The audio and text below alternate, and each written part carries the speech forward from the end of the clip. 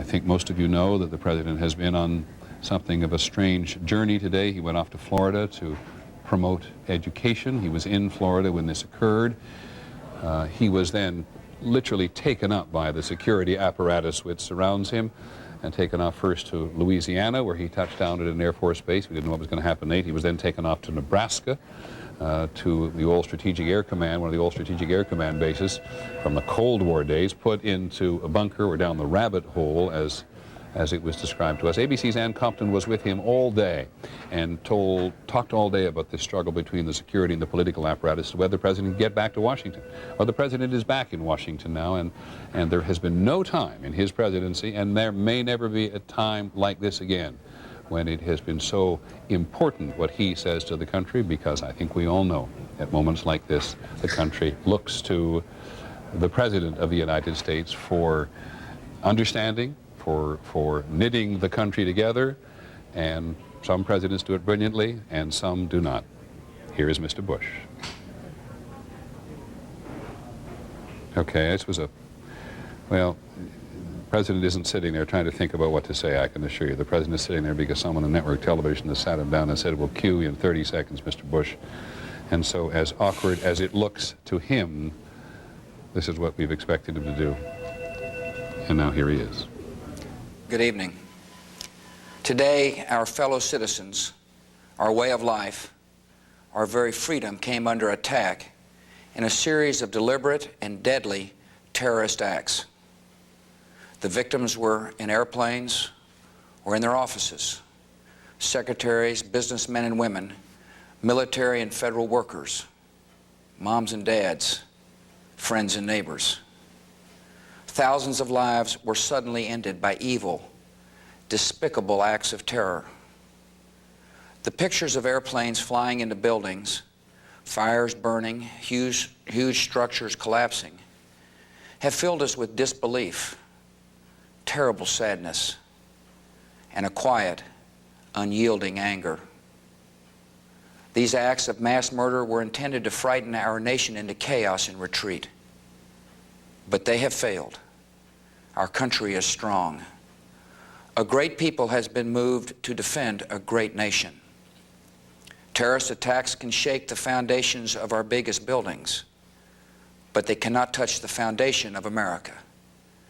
These acts shatter steel, but they cannot dent the steel of American resolve. America was targeted for attack because we're the brightest beacon for freedom and opportunity in the world, and no one will keep that light from shining. Today, our nation saw evil, the very worst of human nature, and we responded with the best of America, with the daring of our rescue workers, with the caring for strangers and neighbors who came to give blood and help in any way they could. Immediately following the first attack, I implemented our government's emergency response plans. Our military is powerful, and it's prepared. Our emergency teams are working in New York City and Washington, D.C. to help with local rescue efforts. Our first priority is to get help to those who have been injured and to take every precaution to protect our citizens at home and around the world from further attacks. The functions of our government continue without interruption. Federal agencies in Washington, which had to be evacuated today, are reopening for essential personnel tonight and will be open for business tomorrow. Our financial institutions remain strong, and the American economy will be open for business as well. The search is underway for those who are behind these evil acts. I've directed the full resources of our intelligence and law enforcement communities to find those responsible and to bring them to justice. We will make no distinction between the terrorists who committed these acts and those who harbor them. I appreciate so very much the members of Congress who have joined me in strongly condemning these attacks. And on behalf of the American people, I thank the many world leaders who have called to offer their condolences and assistance. America and our friends and allies join with all those who want peace and security in the world, and we stand together to win the war against terrorism. Tonight I ask for your prayers for all those who grieve, for the children whose worlds have been shattered, for all whose sense of safety and security has been threatened. And I pray they will be comforted by a power greater than any of us, spoken through the ages in Psalm 23. Even though I walk through the valley of the shadow of death, I fear no evil, for you are with me. This is a day when all Americans from every walk of life unite in our resolve for justice and peace. America has stood down enemies before, and we will do so this time. None of us will ever forget this day, yet we go forward to defend freedom and all that is good and just in our world. Thank you. Good night, and God bless America. The President of the United States, when he is in many respects needed most. And we've been joined by George Stephanopoulos, who's been downtown all day and who very quickly picked up, George, that the President may have given us a hint in his first couple of lines there to the magnitude of this. He said thousands of lives that were suddenly ended, the first number we've had all day by an official verifying the magnitude of the casualties. Thousands of lives suddenly ended. He also did a lot of other things in this very short speech, Peter. He gave voice to the anger that many Americans are feeling. He talked about the quiet, unyielding anger of America, and then was very pointed in giving reassurance. Military is prepared. The emergency teams are on their way. Government will be back to business tomorrow. Our economy will be back to business tomorrow. And then finally, Peter, what I found most interesting in the section about where he talked about retaliation, he said America would make no distinction between the terrorists and those who harbor them, which is a message to any state which may be supporting these terrorists who are behind this act. Well, which creates a huge dilemma for the United States of America, because if it is discovered, as we've talked several times throughout the day, that a state, and I've forgotten who it was, a former director of the CIA perhaps earlier today, who said he couldn't believe that a state would actually support Jim Woolsey, former director of the CIA, who said directly he couldn't believe that a state would actively support an act such as this, though it may have over periods of time, as Iran and Iraq and Syria and Afghanistan have all been suspected to do, give collateral or indirect support down through the years. The word that the President used was so expansive, Peter. It wasn't just supported or funded. It was any who harbored them, who may have given them sanctuary at any time. That is a very open-ended commitment. And then I thought, by the way, also, if I may add, that this President particularly, who feels so strongly about his Christianity, felt it a good time to say, to quote those lines from Psalm 23, even though I walk, or yea, though I walk through the valley of death, I fear no evil, because God is with me. And that will just sit so appropriately, I believe, in the minds and the sentiments of many Americans tonight. And we've felt throughout the day, we heard scattered reports of people going to churches and saying a prayer for those people who may or may not be lost, and for the families of those people around the country. Because don't forget, relatives in these locations have relatives all over the country. This is a total engagement with the nation. And I think you pretty much covered it all, except for one thing, George. The President talked also about the sense of safety and security of young people in America, particularly, who were threatened today. And we heard that from people around the country today, people who simply could not believe, as it was the case at Oklahoma City, that this was happening in the United States. It's always something that happens somewhere else. Or in the movies. And this is far worse than any plot that anyone could have ever devised. And I think I was downtown, as you mentioned today, Peter, so it was more surreal there, almost because people were so determined to get back to the normal life, even as the rest, all of downtown was being closed off. So I was a little bit cut off from what was happening around the country, but you did feel it down there. But I think this is very characteristic of New York, and probably would have been characteristic of any other major community in the country, any other community as well. Terry Moran, who covers Mr. Bush for us today, but ironically wasn't with him today as he went on this education trip, not on normal. I think you are now, Terry, back at your regular location on the north lawn of the White House. Does that mean the White House has loosened up just a little bit?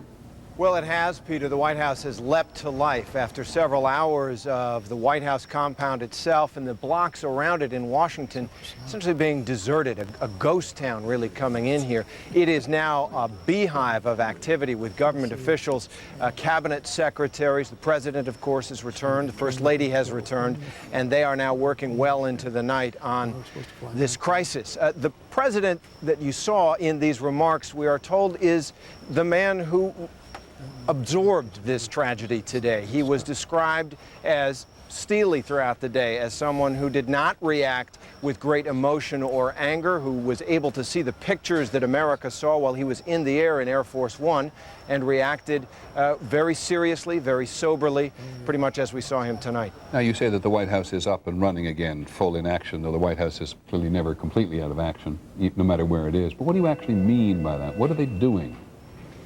Well, what we are seeing right now is the president and his top advisors huddled in the Oval Office and in the study off the Oval Office. We saw cabinet secretaries and FEMA Director Joe Albaugh were here earlier, and Joe Albaugh is still here. He is briefing the president on the emergency response teams that he's sent out.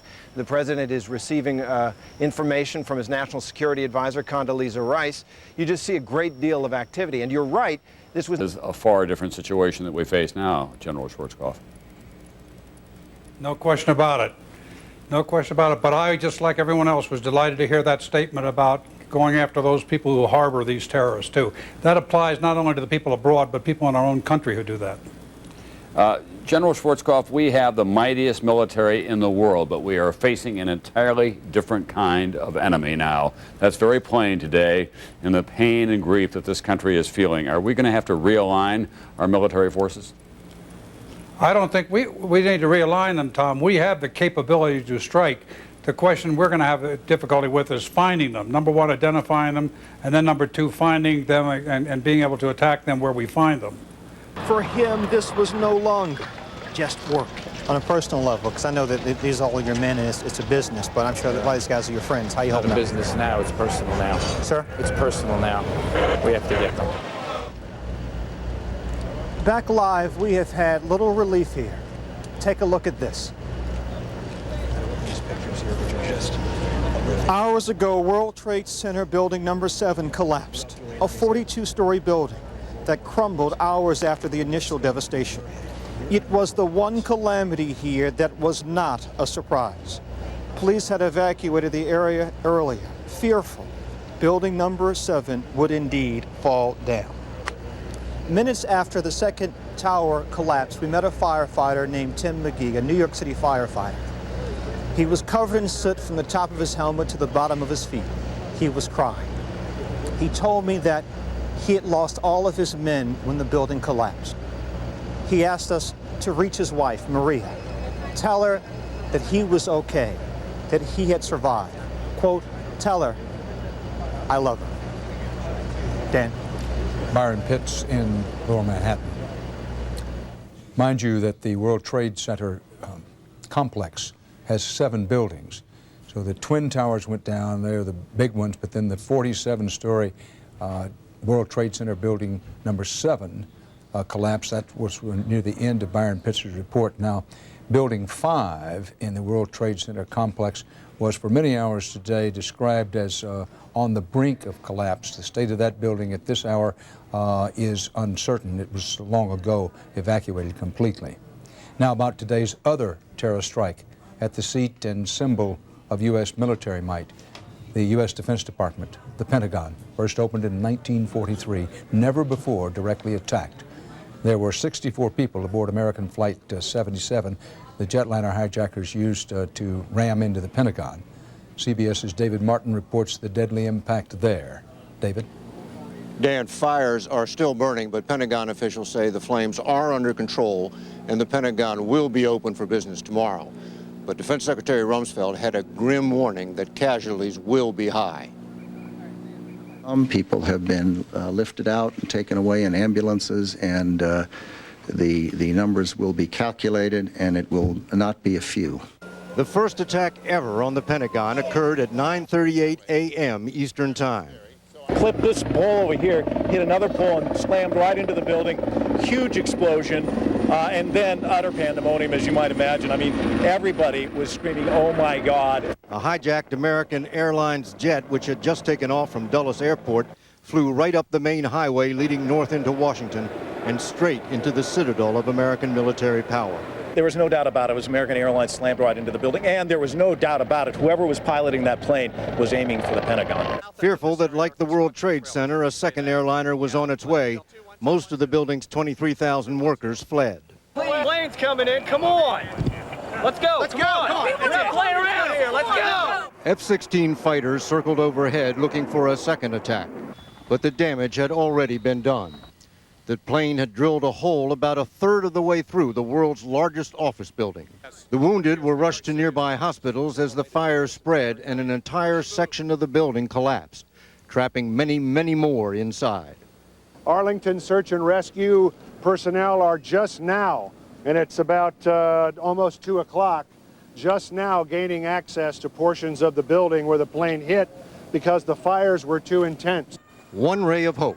The Pentagon is undergoing a major renovation, and some of the offices in the path of the plane were vacant. We're trying to find out who made it out okay and account for the people that may not have made it out.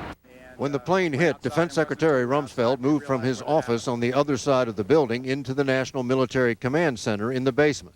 With smoke hanging in the air, he ordered aircraft carriers, amphibious ships, cruisers, and destroyers to New York and Washington, where they can serve as floating hospitals, help with the cleanup, and provide air defense against the possibility of more attacks.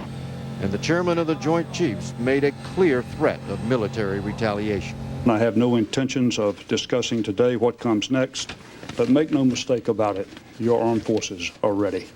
Right now, suspicion focuses on Osama bin Laden, and we have some new pictures of this damage done to the Pentagon by whoever these terrorists were. First, really close-up pictures of the damage. I'm looking at it for the first time with you. I do not see any evidence there of the fuselage of the plane. Those are corridors I've walked down thousands of times, and right now they're unrecognizable. Back to you, Dan. David Martin reporting live again from the Pentagon. New York City Mayor Rudolph Giuliani has confirmed that some of the first police officers and firefighters on the scene were killed. And the mayor added that in general, quote, the number of casualties will be more than most of us can bear. Mike Carter, vice president of the Firefighters Union here in New York City, estimates that half of the 400 firefighters who first reached the scene may, I underline that word, may be dead. I quote Mike Carter of the Firefighters Union, "We have entire companies that are just missing. We lost chiefs. We're going to have to bury a lot of people," Carter said. Roman Catholic Church Cardinal Edward Egan, who administered last rites to dozens of victims, said that the firefighters and police were, quote, dead in great numbers, quote unquote, the Cardinal. Police department and union sources, speaking on condition of anonymity, said that 78 police officers were missing. However, Assistant Chief Tom Fahey said the number of known missing among police officers is not that high.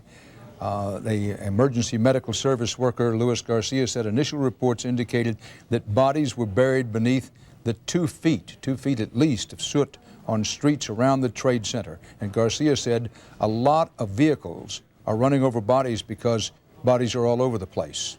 Garcia is a 15-year veteran who had 2 people die in his ambulance on the way to the hospital. That gives you some of the mood, the atmosphere, and some of the facts and eyewitness reports that surround us here in New York City tonight. Now, to punish those behind today's attacks, the U.S. must first and foremost determine who there are. There's been much speculation about that today, but so far, it's all speculation. The facts are few.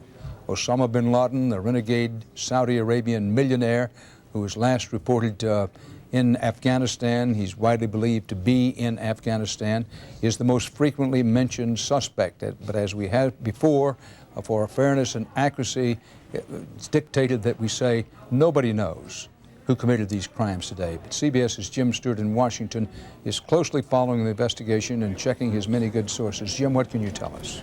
Dan, federal lawmen are apparently fanning out tonight to follow up on the first leads in this case. Some search warrants have been served. but officials caution it is too early to tell whether they will bear fruit. Other agents are poring over the flight manifest of the 4 doomed planes. Meanwhile, intelligence officials say they have developed what one calls significant indicators pointing to Osama bin Laden as the man behind this attack. The information suggests that the planes were hijacked by members of Al-Qaeda, the terrorist group that reports to bin Laden. Sources describe the intelligence as communications intercepts. It's not definitive, said one official, but it is persuasive.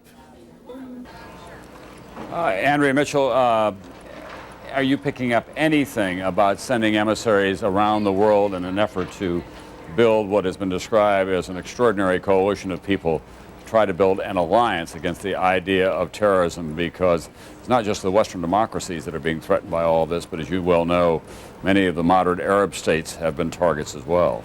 And as Dick Holbrooke and General Schwarzkopf were talking to you earlier, it's very clear that we are at a very weak moment diplomatically in the Arab world and in the Gulf region. Our best allies, including Saudi Arabia, top leaders have been blunt in telling President Bush and communicating privately with his father, who is of course very popular in that area, and talking to other U.S. officials about how displeased they are about the situation with the U.S., Israel, and the Palestinians. So there is very little support. Bin Laden is a hero, is in many ways an idol to many people on the street in the Palestinian areas. So while we have to be very careful to make those distinctions with Islamic fundamentalists who have nothing at all to do with Osama bin Laden, to radicals in the region, he is a hero. And he will, of course, be made more of a hero if and when the U.S. retaliates. And as both of your other guests were saying earlier, there is no question in anyone's mind the U.S. is going to retaliate not only against bin Laden, because they don't even know exactly where he is, but most assuredly against the Taliban if they can nail down the evidence that he was responsible, because there's no question that the Taliban have been warned. The U.S. is going to retaliate against Afghanistan itself. NBC's Andrea Mitchell, thank you very much. Let's go to NBC's Robert Hager now, who covers the aviation beat for us. And of course, today we did have the fully unexpected and shocking development of these terrorists hijacking 4 airliners simultaneously, 2 American Airlines, 2 United Airlines jetliners bound for California from Boston, Newark, and Washington Dulles. 2 of them going into the World Trade Center, 1 going into the Pentagon, and another crash landing and killing everyone on board outside of Pittsburgh. This was a well-planned, very cold-blooded, extremely well-executed terrorist attack, Robert, and we have been talking tonight about whether we'll have a resumption of air flight in this country anytime tomorrow. This is one more of the exceptional developments. No airplanes were flying after about noon today. They were talking about resuming flights at noon tomorrow. They say at least that they'll reassess it at that point. And meantime, there's also some new information now that maybe the weapon of choice here seems to have been knives. We know now that there were knives involved on at least 3 of the 4 aircraft that were hijacked and brought down. And there's been no mention yet of anything about guns being used. But first, let's look at the facts of these crashes today. The string of events that results in these 4 horrific crashes begins at Boston's Logan Airport, 7:45 a.m. American Flight 11, 767, with 92 on board. Supposed to fly Boston to Los Angeles, but over New York State, it's diverted, forced to fly south, directly into the North Tower of the World Trade Center.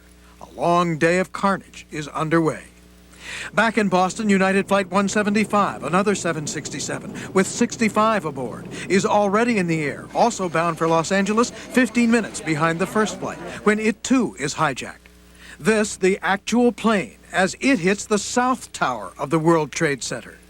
8:10 a.m. American Flight 77, a 757 with 64 aboard, has taken off from Washington's Dulles Airport, also bound for Los Angeles.